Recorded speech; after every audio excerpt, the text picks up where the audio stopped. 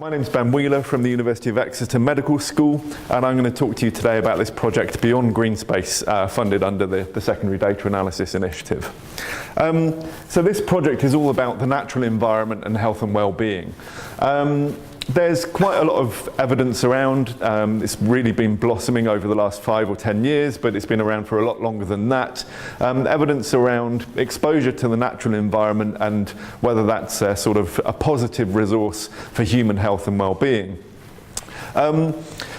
The evidence is kind of mixed around that, and most studies actually consider natural spaces as just this homogeneous thing called green space. So lots of studies will just compare green space with built environment, and that's it. It's a fairly simplistic dichotomy of what the environment is that people live in. And so, like I say, the evidence base around green space and health is kind of mixed. Most of it points in roughly the same direction, but some of it's contradictory, some of it doesn't do what you'd expect it to do. And our argument with this project is basically maybe one of the reasons for the complexity of that evidence base and its inconsistency is this kind of generic, crude definition of green space, of what the environment is. And so this project is about what is urban green space in particular, but also thinking about this in rural areas and what are the important facets for health and well-being. So just to outline our methodology, we take environmental data like this. This is the land cover map from Centre for Ecology and Hydrology, primarily based on remotely sensed sort of satellite data that tells us exactly what kind of environmental type we have for 25-metre grid squares. And we take area data, say from the census, small area population data, or survey data from surveys like the 58 cohort, and mix these all together to ask these questions around the environment and health and well-being. So in sort of words as opposed to pictures, we take populations or individuals from survey data and we allocate them environmental indicators based on their area of residence. And there are limitations around that, but I won't get into them just now. And on the whole, we use multiple regression models to assess the relationships between those area exposures and health outcomes, adjusting for all the other things that might be involved in that usual potential confounding factors. And the key health outcomes we're focusing on for this research are those that already have some sort of evidence for an association with green space or natural environmental exposures. And those are general self-reported health and mental health and well-being, both fairly sort of substantive health outcomes, and that general self-reported health very strongly related to objective health outcomes. So today I'm just going to mention a couple of bits of analysis, a bit on the 2011 census and a bit on what we've been doing with the British Household Panel Survey. To give you an idea of the sorts of environmental indicators and data sets we're using in this project, as opposed to this kind of green space, built space distinction, we're using data on land cover type and breaking that down into different kinds of forested areas, upland areas, the coast, inland sort of freshwater and so on. Thinking about biodiversity indicators like bird species richness, freshwater quality from river monitoring, and also looking at protected and designated areas, so the sort of landscape that is protected or designated in some sort of fashion for its conservation status. So we're using GIS, Geographical Information Systems, to link together those environmental and human health data sets. So just to run through an example here, using that land cover map from 2007, based on 25-metre grid squares, and small area data from the 2011 census for lower layer super alp areas, which many of you will be familiar with. So does anybody want to hazard a guess at where that is? That is some land cover data. London.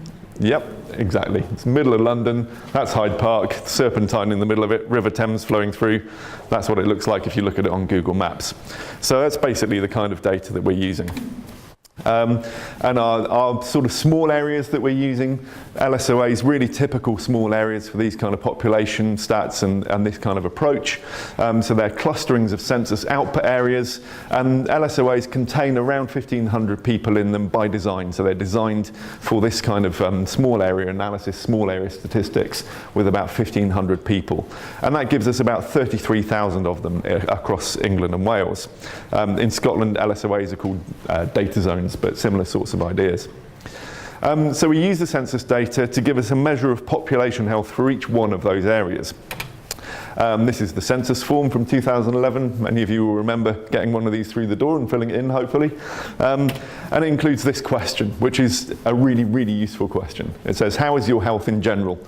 Rate it on a scale of very good to very bad. And like I say, this kind of question is actually incredibly powerful and very strongly associated to objective measures of health status. And what does it look like if we put it on a map? So we take all of people's answers to that question on the census form, and in this case we're mapping very good health. So the darker blue areas are the areas where lots of people say they're in good health, and the green areas are the areas where fewer people say they're in good health. And for anybody who knows anything about health geography, this is a really typical map. You would expect to see this pattern with better health generally in the southern parts of England, and poorer health more sort of in parts of London, parts of South Wales, and the urban parts of the north. So that's our geography of health. This is our geography of the environment, and we've got to somehow get these things working together. So we do that, and we put LSOA boundaries over the top of our 25-metre grid squares of land cover type, and kind of make it all play together. So once we've done that, we use the GIS to allocate the land cover map into the LSOAs, and we can come up with measures like this. This is a kind of a general percentage green space measure. So you can see this is the LSOA that includes Hyde Park. That falls into the top category of over 50% green space, unsurprisingly. But along with that typical green space measure that's been used in quite a lot of research previously, we can do things like that and look at, what's the prevalence of deciduous woodland and all the other land cover types that we're looking at. So, some preliminary analysis. This project isn't finished yet, so the findings that I'll show you today are subject to revision and not necessarily completely complete. But these are based on relatively straightforward linear regression models where we're simply looking at the association between land cover type densities and that good health measure. We adjust for area, population, socioeconomic status using some domain scores from the indices of deprivation, really typical things to use for this kind of analysis, so looking at employment, income, education, deprivation, and so on. And we separate models out by urban and rural status, so we think there's probably different things going on in urban and rural areas. And at this stage, this bit of analysis is just for England, partly because of the IMD, the indices of deprivation, which are calculated separately for each of the countries, but also because the census data for small areas are released at different times for different countries. So for example, the sort of small area health data by age and by sex, which we need to control for, has only just been released for Scotland in the last couple of weeks. Okay, and we're putting in some of our environmental indicators into this analysis, so looking at different kinds of land cover, different kinds of woodland, built environment, upland, montane environments, and so on. Also our measures of bird species richness and freshwater ecological quality. And we have an ecologist on our team, and these kind of things are what she suggested as kind of good indicators. Bird species richness is a pretty good indicator for generic biodiversity in an area, and freshwater ecological quality is kind of a useful measure of a generalized sort of landscape kind of condition kind of measure, because obviously everything that ends up on the land ends up going into the rivers, and so you can sort of measure that quite well using river water quality. Again, these all have their own issues and limitations, but I won't go into that in too much detail now. So, a few preliminary findings from this bit of research.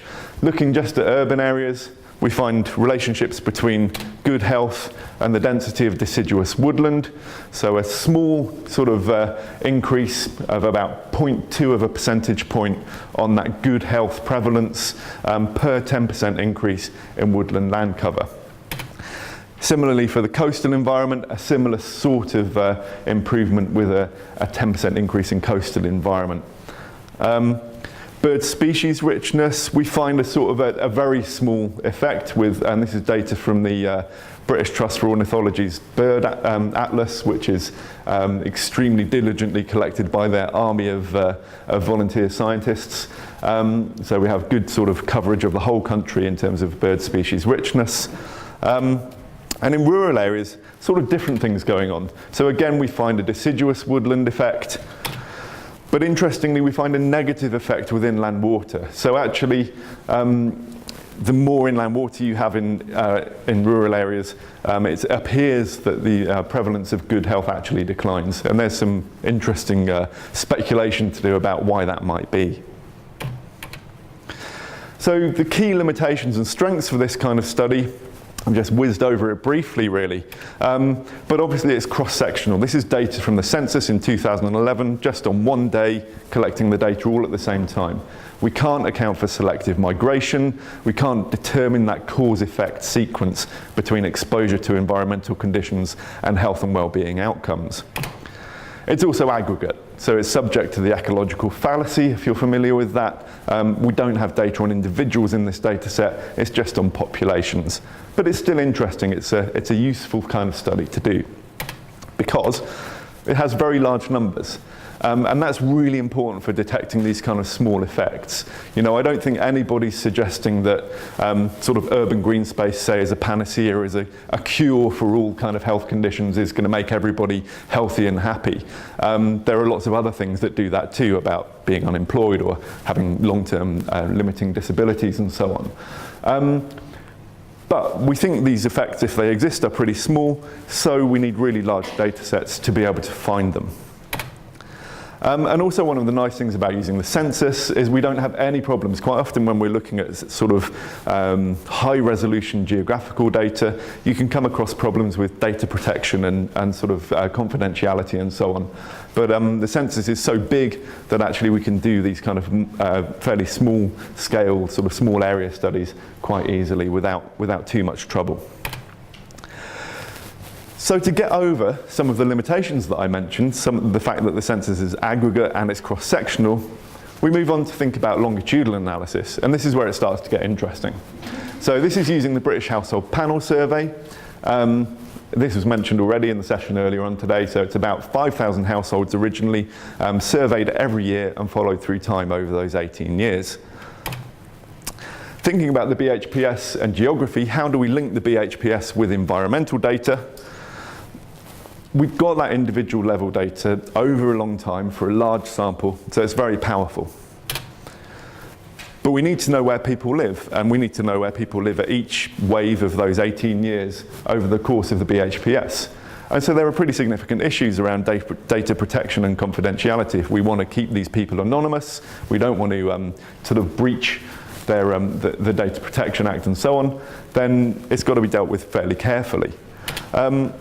The really good thing now is that at the UK Data Service, you can apply for a special license, so you have to get permission and so on. You have to say exactly what you're going to do with the data, but you can get the whole of that BHPS with each individual allocated to the LSOA that they live in at each of those years over the 18-year period. So it's a really powerful data set for doing this kind of study, and we've been making use of that. This is one of the critical methodological issues, and this is a methods festival, so it's probably one of the most important things to think about, which is that we've got these really powerful longitudinal kind of data sets, like the cohorts, like the BHPS, Understanding Society, and they are really good at following people over time, quite often, like the BHPS, asking people the same question over and over again, so you can look at changes over time. But we're not really actually that good at doing the same thing with environmental data. And for the questions that we're interested in, that's really important. So just thinking about that land cover map data that I've been showing you, we're using the 2007 data. They actually produced that data in 1990 and 2000 as well. But actually this is based on stuff like satellite imagery, and obviously that imagery and the processing methods and so on has changed radically over that 20-year period. And so the land cover map data are so different in 1990 to 2007 that we can't use these as a kind of repeated environmental measure for people because the data just changed so much. So actually we just take the 2007 data and backcast it and presume that it hasn't changed at all over that 18 years. Similarly, the green space data that we use, the sort of generic green space data that's been used a lot in the past, we just have that for 2005. We actually also have it for 2001, but we just focus on the 2005 one. And then things like the bird atlas data, that's collected more consistently. We can actually compare it over time. But again, the previous data was 88 to 91, and they've just released the data for 2007 to 11, I think. So there's a conflict here between really good longitudinal data about people, but a lack of longitudinal data about the environment. And that's kind of a challenging thing to deal with, and we're still getting to grips with what we actually do with that. Okay. But anyway, having caveated the whole study with that kind of limitation, I'm just going to talk a bit about some preliminary work that we did for this study. In this case, actually just using that generic green space measure, but thinking about it over time. So as has already been mentioned, BHPS includes the General Health Questionnaire, which is a really standard sort of screening tool for anxiety, depression. 12 questions, and it asks this kind of question compared to usual: how have you been feeling in the last few weeks? About ability to cope, feeling stressed, and so on. So we've got that measure over time every time somebody's been surveyed. And this analysis uses a fixed effects model to examine somebody's self-reported GHQ, their sort of mental well-being, at different times for the same individuals. So the model sort of models within individual variation over time. So it gets over that thing about the fact that, you know, maybe different people have different preferences for different environments, or individuals might respond differently. So this is within individual analysis, following people over time and comparing them when they live in greener and less green areas. So these are the sorts of results that we get, and the really nice thing with this kind of analysis is it allows you to contextualize, in this case, our effect that we find for people living in greener areas to other sorts of influences on their mental well-being from the same score. So the effect that we find for green space, like I say, it's relatively small, but it is there. And it's about 1/10 of the effect of being employed versus being unemployed. And it's about 1/3 of the effect of being married versus not being married. So that comparison is kind of really interesting to be able to make. But the one point that we usually try to make with this is that green space effect is potentially a small effect that applies to a large population. So I think similarly to the point that somebody made in the earlier session this morning, you can have a very small individual level effect, but applied to a large population, it's potentially quite significant. And this is a second part of that study where we actually just followed people who moved. So we look at people who've moved house, and we followed people for 5 consecutive years through the BHPS, so 2 years before they moved and 3 years after they moved. And we compare their sort of self-reported mental health over that time period. And so we've got about 600 people who moved from a less green to a more green location, and about 500 people who moved to a less green location. This is just within urban areas, so it's not an urban-rural thing. And this is what we came up with. So we get the 5 years that we're following somebody for. They move here between T-1 and T+1. And we get this kind of increase in self-reported mental health, and it stabilizes. So we didn't know before we did this analysis whether, you know, if you move to a greener area and it is better for your mental health, do you then return to some sort of normality after a year, or does it maintain itself as a sort of an increased status? And certainly for those three years following a move, that appears to be the case in terms of moving to a greener area. In terms of moving to a less green urban area, it's kind of interesting. You get this pattern where there's a decline in self-reported mental health the year before the move, and then after the move it gradually returns to some sort of baseline. And we're not entirely sure what's going on with that, and there's a bit of speculation to be done about what's going on there. It's kind of interesting. And this is adjusted for all the other things that are going on in individuals' lives, so this is not an effect of things like retirement and so on. That's all adjusted out of these models. So the sort of main preliminary findings from this Beyond Green Space study is that green space cover is associated with these small area health measures, But so are sort of measures of specific land cover types, land cover diversity, and bird species richness.